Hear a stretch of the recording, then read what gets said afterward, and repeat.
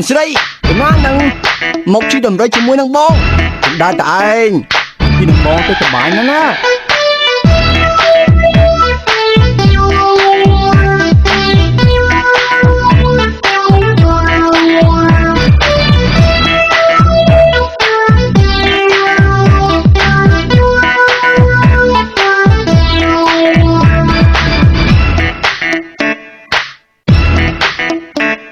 អូនហើយបងងាយកាំពើមានលុយដើរលេងសុកលើឆ្លើយមិនអងហួរទៅទៀនចាំធ្វើដើរទៅលេងមិនសំញ៉ែទេសពក្រាក់លៀនដើម្បីក៏មានតែក៏មានឯណានេះណាអូនហើយមកពីនេះធ្លាក់ដល់អាយអបកំណាយក៏មានចំណាយគួរទៅគូឲ្យជំនាញវិញសពីក៏ប្រាថ្នាជួបជីវាតែទៅរងមកទីរីលេនឹងបងឯណានេះណា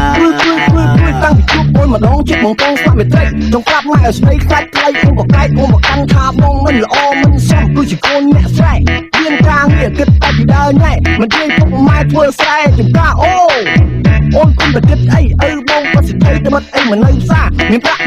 ចៃមិនអត់ទេណាតែមិនអត់តាក៏ទៅវាក់ឲ្យគេបាននិយាយពីទូក្របីវិញចិត្តពេញដីមានដំរីមានសេះមានជូកមន់ទាយកប្រមាណក៏មិនខ្វះឪបងក៏មានណាស់សួរចាស់ក៏ដឹងដែរគូទីក៏ទីថាគូបងនេះណាត្រូវដល់ឆ្នាំនេះមកមកព្រួតមកសម្បល់រៀងច្រាស់ដូចខ្លួនកាត់សាប់សងសៃអូនឯងហើយមើលទៅ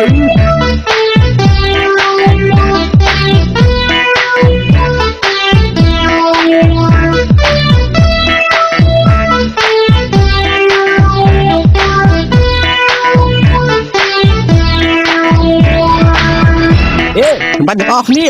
តោះនៅកន្តើយើងនាំគ្នាទៅលក់ប្រចាំលេខសប្បាយជាងអីតោះយើងទៅមកទាំងអស់តម្លៃតោះ